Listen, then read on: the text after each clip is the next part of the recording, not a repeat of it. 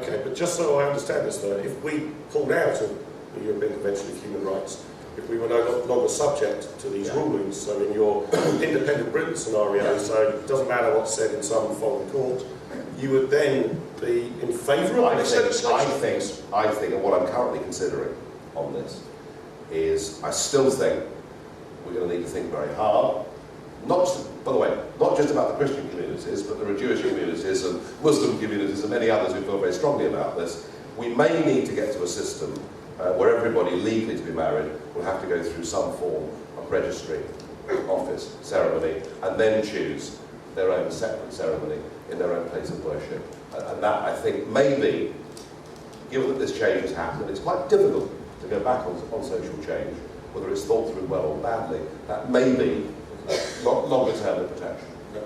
One further point on a kind of cosmopolitan, liberal, pro-freedom, if you like, attitude to the world. This isn't specifically about policy, but obviously I would be lynched if I didn't raise this issue. When Godfrey Bloom smacked Michael Crick in the face the other day. Godfrey, I've forgotten. I'm sure it will come back to you in a moment. I think the thing that actually triggered that was a suggestion from Michael Crick that UKIP entirely happy. There are 200 faces on the UKIP brochure, I haven't even seen it, but all of them are white. Yeah. Now, has this political correctness gone mad, or does this actually show that UKIP is sort of slightly out of sync with multicultural? I finished my speech, and I'd done my interviews, and I had a bit of a gap at the conference last week, the UKIP conference last week, so I took to a place called the Westminster Arms.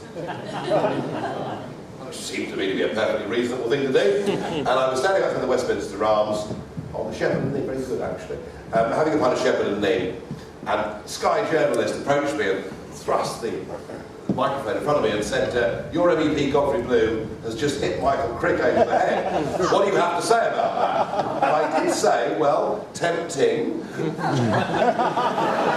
I wouldn't necessarily do it myself. Crick was quite wrong. I mean, even the premise of what he said was wrong. There were black faces on the front page of that brochure, and indeed if you went through the brochure, there were lots and lots of them. So the whole premise of it was wrong.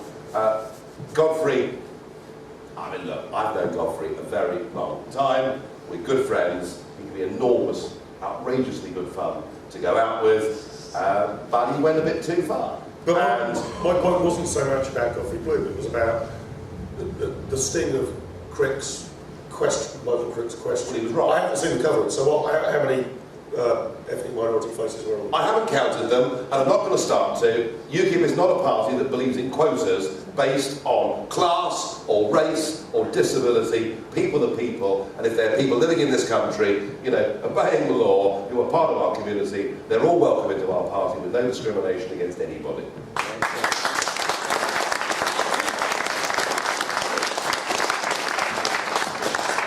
We've covered a wide range of lifestyle issues. One of the areas I come up against an awful lot as a classical liberal who believes in personal responsibility is that the National Health Service seems to be a Trojan horse for an awful lot of this nanny state stuff. You know, smoking will cost money on the National Health Service, drinking too much and you're admitted to accident emergency, eating too much fatty food, there's an obesity epidemic, everyone's going to get diabetes. And because this all falls on the public purse, we, the state, therefore have a right to intervene, prevent it, tax it heavily, ban it, regulate it, whatever. How do you think the National Health Service should be reformed? Do you agree with me that it's a Trojan horse for, if you like, intervention? Yeah, I mean, some of the arguments are weak arguments, though. I'm sure that Forage would have the figures. And Simon, I think I'm right in saying that the National Health Service claims that smoking-related illnesses cost them £2 billion a year, but tax revenue is £12 billion a year. So it's a bit difficult to argue, you know, that it's go to the front in terms of the, well, maybe they should. I mean, look, you know, one of the promises Blair kept was he said he would increase spending on the National Health Service. And he did, he more than doubled it in the time that he was there in power. And the beneficiaries were the doctors, the GPs, who got a massive pay increase, no longer had to visit at weekends and evenings, and stopped becoming in all but name family doctors but local businesses. The other big beneficiaries, of course, were the middle managers, 44% growth in middle management, and whilst it is true that some elements of wage and risk went down, we now find ourselves spending a higher proportion of our GDP on health than France, and getting a lower return on strokes, heart attacks and cancer. And I just feel that the principle of a National Health Service is something the British people hold dear. They do, they believe in it, and that's not going to change. But we need to get much, much better bang for our buck, and somebody is going to have to start challenging that, and maybe even longer term, without discriminating against donut eaters and smokers and drinkers. We may well have to finish up at some point in the future if it's going to be sustainable with some kind of portable insurance policy. And I think that'll be the only long-term solution we have to sorting out public health. So you do favour quite substantial free market reform? Ultimately I do. Ultimately I do, but I think it's some way off. I think for now, we need not only to cut bureaucracy, but to see how we can get better value for money. And, frankly, if France can do it, why can't we? And then on you mentioned the tobacco tax more than pays for the treatment. Where are you likely to stand in your next manifesto for the general election on sin taxes? I mean, do you think tobacco tax is therefore too high? If it's paying for healthcare 4 times over with smokers, shouldn't it be reduced by 75%? Well, if alcohol tax. If what I said to you earlier, if 80% of the hand-rolling tobacco market in Britain is now a black market, clearly Adam Smith would tell us that taxes are too high. If we brought them down to better levels, more people would buy Golden Virginia or whatever it is over the counter and pay tax on it, and the government would be better off. Okay, I want to just move in the final few minutes to some more general areas. One of the things that's just fascinated me as an observer is how UKIP over the last 5-6 years has decisively moved away from being a single-issue party, which was almost similar to the referendum party. It's got to vote for us to get out of the EU, but we're silent on everything else, to having a much bigger mix of policies. But other than leaving the European Union, right, so let's just say that's done and dusted, what are your top 3? What's your message for the British people other than leaving the European Union? Well, the top one must be to get the single most important issue that is uppermost in British people's minds at the moment throughout all of our communities. Getting immigration right, I think, is absolutely the #1 issue in this country today. A country that's been very tolerant of this, more open-minded on this than any of our European neighbours, that has lived with 50 years of having 30 to 50,000 people a year coming to live, work and settle in Britain, that has just been through 10 years of 500,000 people a year coming to live, work and settle in this country, and a feeling that it is completely out of control, and we've got to get a grip on it. By out of control, you just mean too high? Way too high, and out of control in the sense that we've opened up the borders to Eastern Europe with no limitation. I get criticised for saying that from the 1st of January next year, 29 million Bulgarians and Romanians can come to Britain. And I'm told, oh, that's ridiculous, Nigel. You can't say that, but it's true. There is no restriction. If they all want to come, I mean, clearly they can't all come, even though I do hear that there are all sorts of new flights being put on from Bucharest from January the 1st, and I'm sure that's true. But so that's the lack of control. And I was privileged earlier in the year to do a meeting with John Howard, the former Australian Prime Minister, and a guy who won 4 elections in Australia, by completely redefining Australia's immigration policy. And by saying, you've got a skill, you've got something to bring to our country, we're keen to have you. By the way, if you've got a serious criminal record, you're not coming. If you've got a life-threatening disease, you're not coming. If you're over 45, we don't want you.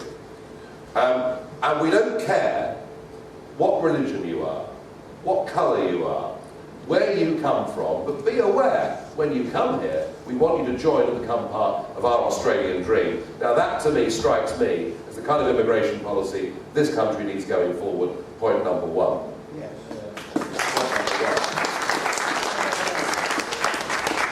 Point number 2 is there is just too little understanding of what the 4.5 million struggling men and women running our small businesses or acting as sole traders, just what they go through. There's too little understanding of it. They're the real heroes of the nation. These are the people that work all the hours God sends. These are the people who borrow money, set up businesses, take massive risks. Why shouldn't they be able to employ Bulgarians? Well, if they want to employ Bulgarians, that's fine. That's fine, on a work permit. On a work permit, which is a piece of paper that says, I can come to this country for a year or 2 years and work. I've got health insurance to cover me, and I will claim no social security, and at the end of the 2 years I'll go home. Very, very different. So am I right that... Very, very different. So am I right jobs and settlement are different things. Sure, but you described yourself at the outset as a kind of classical free trade liberal, which I take to mean support for the free movement of capital, for abolishing exchange controls, free movement of goods and services. But suddenly when it comes to free movement of labour, this is now going to be heavily... Well, perhaps then, Mark, you know, we get to a point here where we find that I'm an even truer devotee of genuine free trade, in that I'm a disciple of Milton Friedman. And even Milton Friedman said, you cannot have the free movement of labour between poor and rich countries, all the while there is the existence of a social security system. Not even the most radical free marketeer and free trader would have supported what is going on here today. I agree with you on that, but my solution is to radically reform the welfare state and what people's entitlements are, not to stop them moving around. Why not actually tackle the root cause of the problem? If you are a 48-year-old Bulgarian and you want to come over here because you like the scenery and you want to be a mini-cab driver, as long as you're not going to send me the bill for your housing benefit and your healthcare costs, welcome, come in. Yes, so why not just remove the entitlements? Well, because we can't do that under... I mean, look, we can't even have this conversation all the while we're members of the European Union, right? We can't have this conversation. Sure, but this is what you want to do once we've left. But once we've left the European Union, then I think we need to have much tighter controls, firstly on the quality of people that come to Britain, and secondly, there is a numbers issue here. Yes, there is a numbers issue here.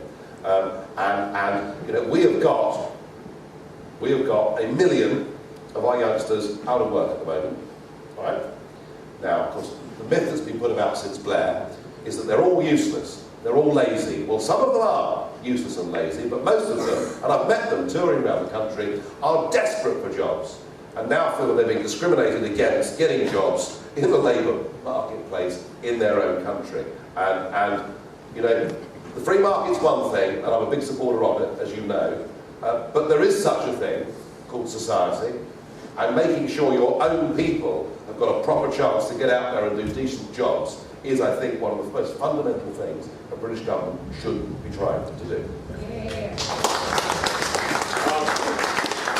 Again, looking forward to a future outside of the European Union, one of the worries I have, not particularly with you, but with some people who are emphatic on the need to withdraw from the EU, is it's always implicit, it's never stated as such, there's a touching belief that the Whitehall civil service and bureaucracy are kind of libertarian free market crusaders who, if only they weren't being instructed by Brussels about how to regulate the size of our fruit, would suddenly deregulate, burn red tape and let free enterprise reign. That ain't so. I mean, I'm not defending the Brussels bureaucrats, but the Whitehall bureaucrats are as bad. Give me an idea of what you, and if different to that, UKIP, would see as the kind of optimum sort of size and scope of the state in an independent... Many of these Whitehall departments have now spent 40 years implementing Brussels rules. You know, math, DEFRA, as it now is.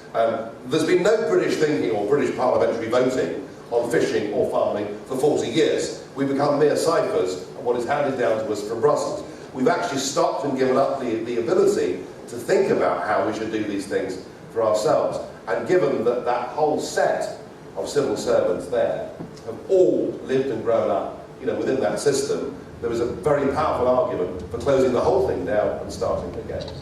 Very powerful argument indeed. You know, I mean, there really is. But again, let me just press you on those a bit more in the kind of what sort of size of the state could we, what's your You've told me it's going to take your first 2 terms as Prime Minister to work through all the EU regulations. Well, to get it back to where by term 3 or 4, what are we looking at in terms of, say, the proportion of national income taken by the state as opposed to the private sector? The level of taxes imposed. I mean, let's say we're at 50% now. Yeah, it was down. I mean, that's pretty much where we are. You know, a goal, a target would be about 35%. 35%. So would be a reasonable, realistic target. It'll take some time to get there, given where we're starting from. Right. But I think that's the right direction of travel. So we can expect to see in the next UKIP manifesto not just a plan to balance the budget deficit, but to actually go on a trajectory of reducing overall government spending. That is, I mean, let's not forget, the next election is a European election. But the big challenge for UKIP is going to be how does it put together in late autumn next year, early winter, following year, you know, a manifesto that has really thought these things through and costed them. And it's a massive challenge to our party to get that right, but that's what we intend to do. Right. I've got a couple more questions I want to put to you, but time is short, so I'm going to see if we can take some questions from the floor. My colleague Stephanie there has a microphone, so I'll try and take questions if you can say who you are and where you're from, and Angela has a microphone, so I can be entirely fair between those of you on one side and those of you on the left-right balance. That's what we've got to get right. Gentleman there just next to you, step 23, and Rory. Hello, Rory Meakin, Taxpayers Alliance. One thing that I found very attractive about the UKIP manifesto in 2010 was the flat tax. Do you plan to keep that policy? Well, we certainly plan to stick to the policy that we've championed since 2006, which is no tax on minimum wage. Bonkers, isn't it? You know, people in low-paid jobs start paying tax too quickly, massive disincentive to get on benefits. That stays. That we want flatter, simpler taxes, and an 11,000, is it nearly 12,000 page now, I think, tax code in the United Kingdom needs to be radically reduced. That needs to be sorted. Whether, I'm sorry, one last thing, we have to get rid of national insurance. It's a lie, it's a con, it's not separate, it's taxation. Roll it into one. So am I committed to the idea of flatter, simpler taxes? Yes. Do I think that works with having just one level of tax, or a 30% inclusive rate, or a 25% inclusive rate, and a higher one at 35 or 40? To be decided. But do you think the present 45p rate is too high?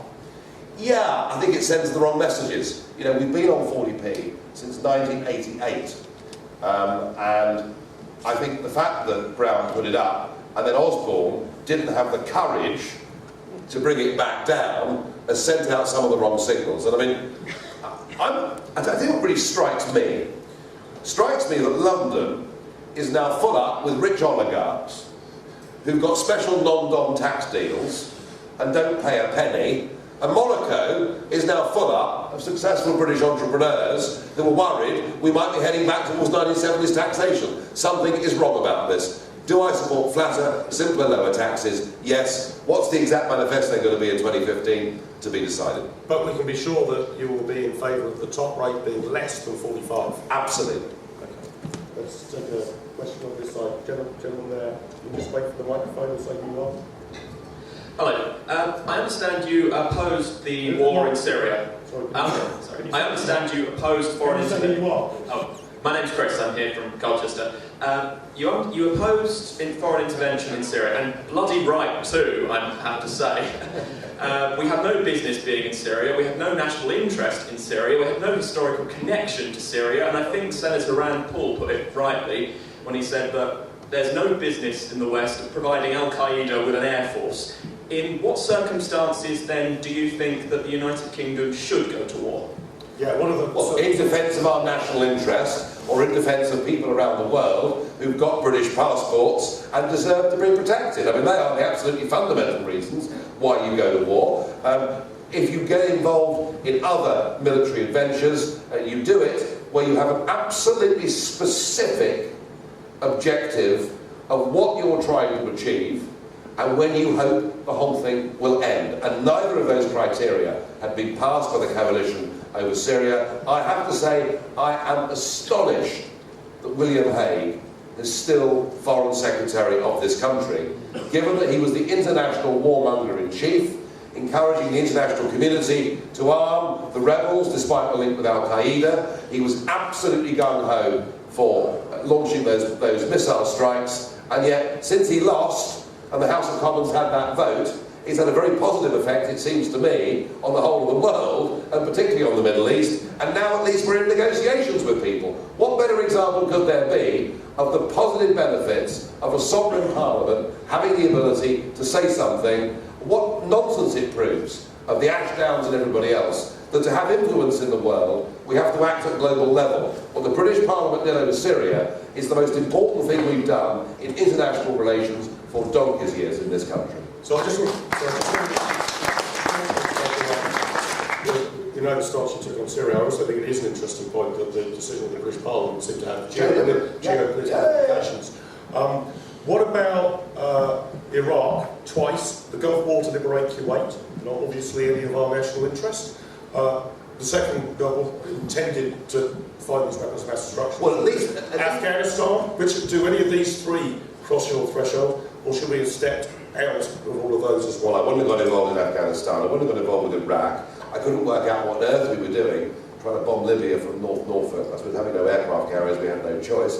And I find this rush to war, this enthusiasm from Blair and onwards of going to war, quite astonishing. It is simply the most important decision a government can take. And so on reflection, Kuwait? No, we shouldn't have done it. I think Kuwait was very clear. Kuwait had a clear objective. Saddam had breached, in every sense, international law in its most genuine sense, and invaded a sovereign territory, and we decided it was the right thing to kick him out. And at least that had a very clear objective and moral imperative. Whereas the invasion of Iraq, I never understood it. What about, were the clear objective to be completely obliterating any chemical weapons facility that Assad has? Would that be a clear objective that we could? Yeah, well, it would be, but it wasn't what we were told, was it? We were told by Haig and others that it was to punish Assad. So, into an incredibly unstable situation, we're going to fire 1,000 cruise missiles in to punish him, thinking that'll solve everything. I think the likelihood is that it would make things more unstable. Okay, let's take another question this side. The gentleman there in the waistcoat. Thank you. My name is Daniel Hinton. Nigel, you're incredibly entertaining, and I've agreed with most of what you've said tonight. But my question to you is, are you looking forward to Miliband being Prime Minister? Because the more successful you are, the more likely it is you're going to split the vote and let him in. Oh, you've been reading the script this week, haven't you? They've been dishing it out, haven't they? They've been, you poor old thing. Now look, the point is, the next election is on May the 22nd next year. And that is a European election. I'll vote for you. And that, you will vote for us, very good. Well, In that one? you'll probably get booted out of the party for saying that, jolly good. Well, don't worry. I'll be a good man. There are lots of ex-Mellies in UKIP. When it comes to the general election, the most important thing to say is this. Actually, it won't make very much difference anyway. Ed appears to be tapping a bit to the left, and Cameron, now as a result of the didgeridoo in Downing Street, is now saying things that Tory voters want to hear, but will probably not deliver any of them, and isn't going to get a majority anyway. It really doesn't make as much difference, perhaps, as you think. But there's also a fundamental misunderstanding here. There is this view that everybody that votes UKIP is a pink gin drinking, very angry, ruddy-faced, mustachioed, retired half-major colonel living on the edge of Salisbury Plain. And that every UKIP voter is like that, and they're all Tories. In fact, it's only half of them. Well, exactly. Well, when Godfrey Bloom leads his breakaway, there could be more. There we are. Bloom was only ever a major, but there we are. This morning, my first engagement today was in Salford. There is a council by-election going on in a ward in Salford that since the First World War has been so Labour, all they have to do is weigh the votes. All right?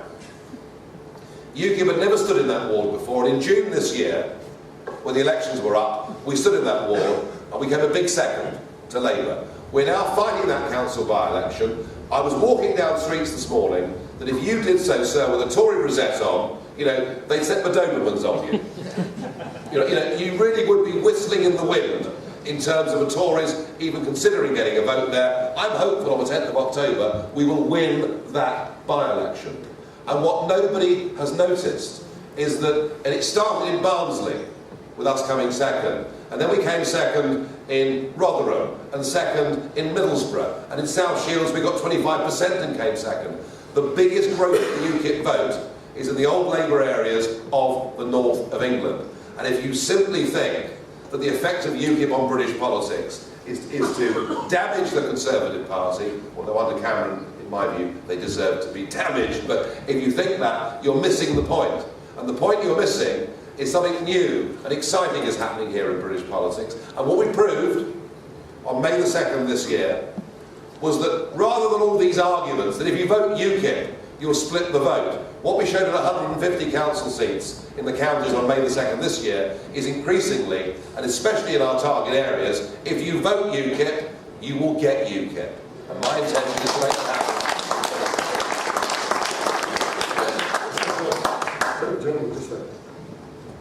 Thank you. Adam Gale from Guildford. May I just thank you, Mr. Farage, for coming to Manchester today. It's been really great. So I saw you at the Police Group earlier in the Freedom Association. Obviously now I'm not a member of the Conservative Party, but I saw you on the ticket before I come along. Mr. Farage, since founding UKIP 20 years ago, what do you think has been your greatest political achievement since? What's been your progress in the last 2 decades? I mean, we've seen you go up in the polls. I think my greatest political achievement was through a little bit of luck, and you do need luck in life. You've got to try hard, but you need luck. I was able to find out that Mr. Barroso had spent his summer holidays on a yacht owned by the Latsis family, who were in receipt of the biggest EU projects for airport building and motorways of public money, and hadn't declared it. And that at the same time Mr. Mandelson, whilst being Trade Commissioner, had been on another yacht with one of the co-founders of Microsoft at a time when the company was in a massive legal battle with the Commission. And this all came out, and I managed to get a motion of confidence debate on the entire European Commission. It took place in a chamber in Brussels 4 days before the French referendum on the European Constitution.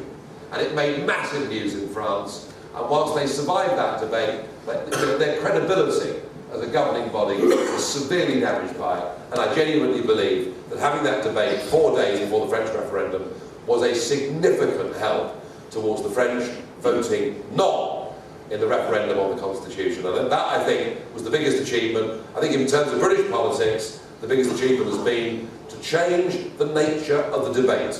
20 years ago, if you dared to say you didn't think that membership of the European Union was good for Britain at a smart dinner party, you'd never be invited back. And we've made it a respectable part of mainstream political discourse, that and many other things too.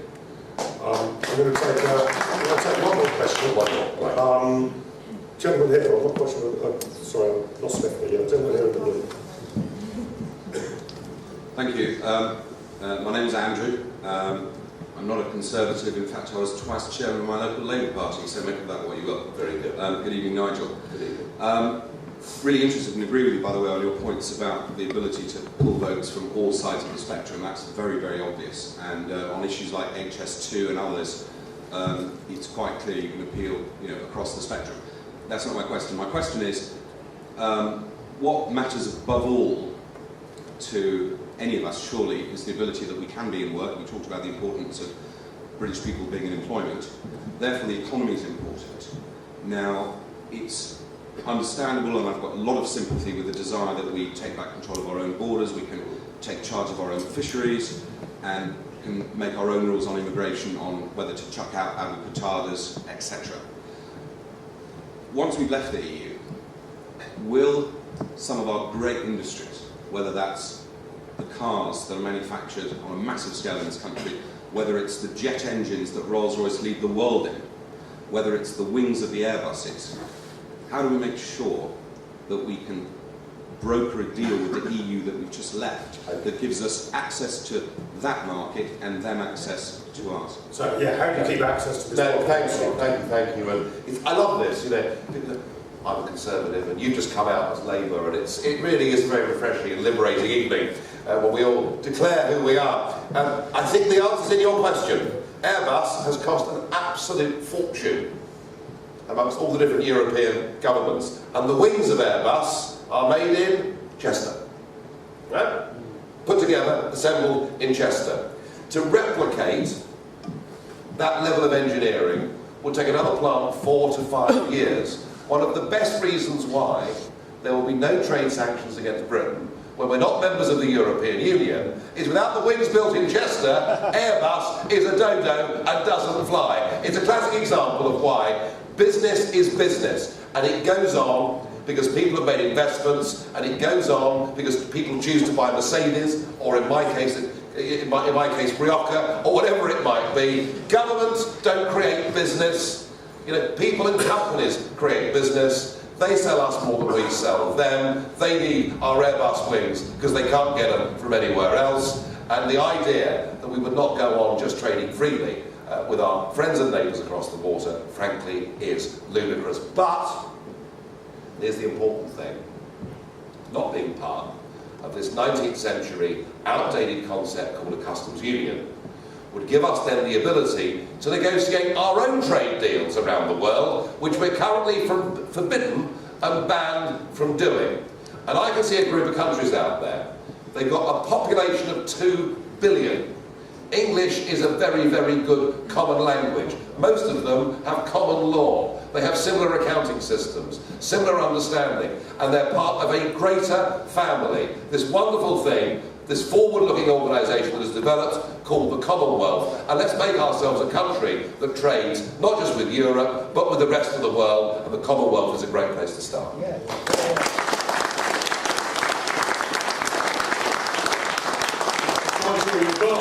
I did say that I had just 1 or 2 questions just before we wrap up. And part of it picks up on Chris's point, where you were sort of saying electoral politics doesn't really look like this, we're not going to let Labour in.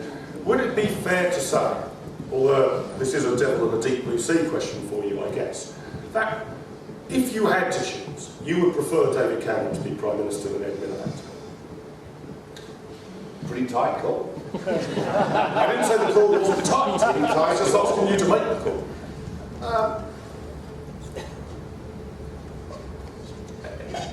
I didn't come into politics to mess about with who should be in management in Downing Street. I want a fundamental change of government in Downing Street, and I can't get that all the while we're part of the EU.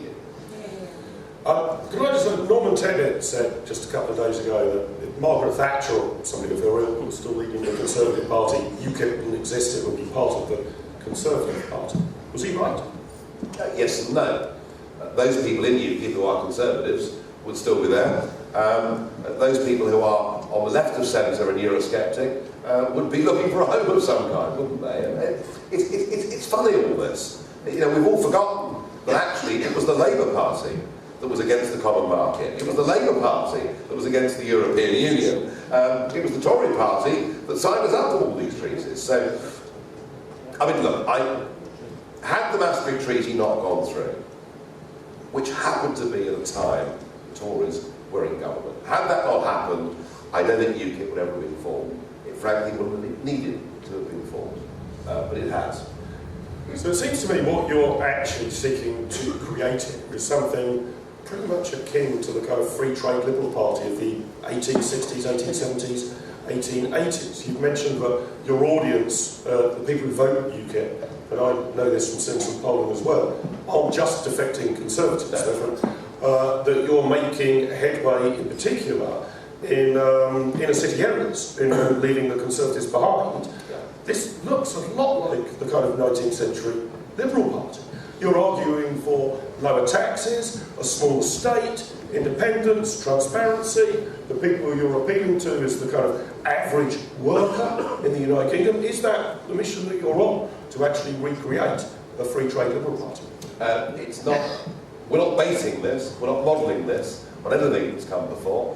And to some extent, like many things in life, it's evolving and taking its own form. But I think the form that it's now taken is there, it's set, and those that think here in Manchester that UKIP's just going to disappear and go away are wrong. But yes, I agree. The analogy, the historical analogy, is really quite strong. Nigel, just a word of advice before I thank you. Which you had to sidestep a bit last week, or your own conference, quite a couple of difficult things that your party had to manage. Why don't you just scrap UKIP conference and you can just turn up wherever the Tories are? Well, I must say, someone said to me this morning, well, if God has wrecked your conference, you're going to wreck Cameron, so I reckon that's okay. Ladies and gentlemen, listen, thanks for being with us. There is now a free drinks reception upstairs.